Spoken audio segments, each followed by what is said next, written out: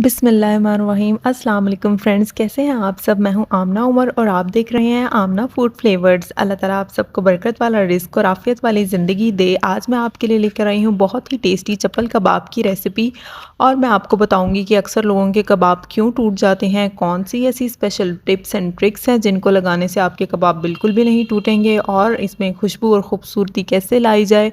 और मैंने देखा है अक्सर लोगों के कबाब बहुत हार्ड हुए होते हैं। आपने भी कभी नोट किया होगा कि पकाने के बाद जो हार्ड हो जाते हैं।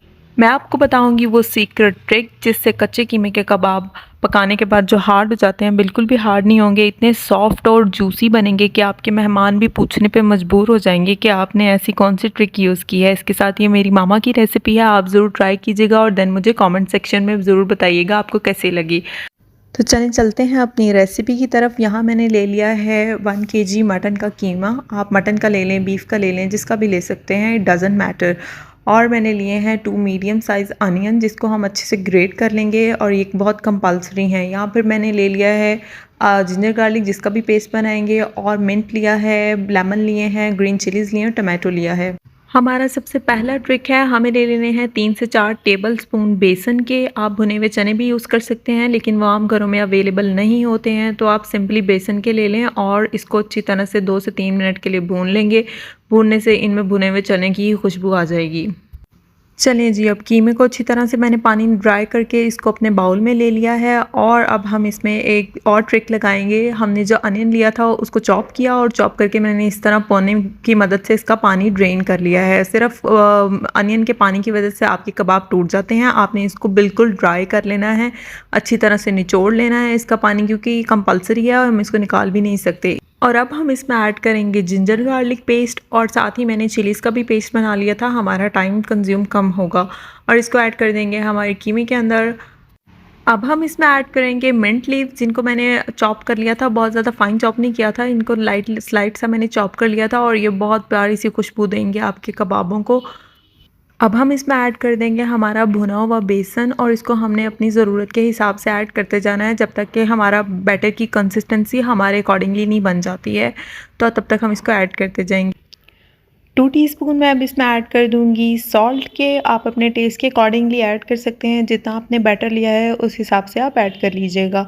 2 टीस्पून ही मैं इसमें लूँगी साबुत ज़ीरे के। देखिए मैं यहाँ पर सारे खड़े मसाले यूज़ करूँगी क्योंकि खड़े मसालों का अपना एक फ्लेवर होता है और बहुत प्यारी सी लुक भी आ जाती है आपके कबाबों में, फिर भी मेरे कबाब बिल्कुल नहीं टूटेंगे।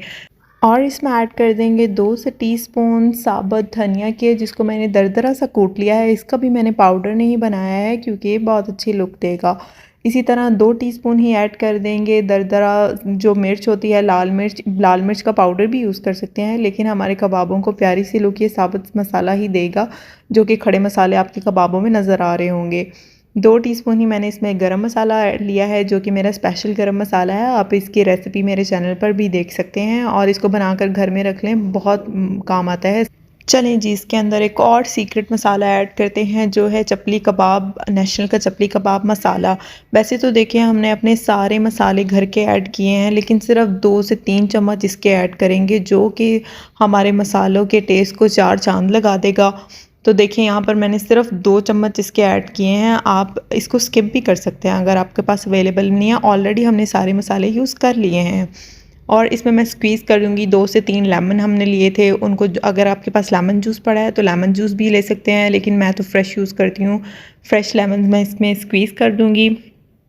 लेमन से बहुत मज़े का टेस्ट आ जाएगा इसमें, खट्टा खट्टा सा टेस्ट और फ्रेश का अपना ही मज़ा होता है। अब हम इस बैटर को अच्छी तरह से मिक्स कर लेंगे।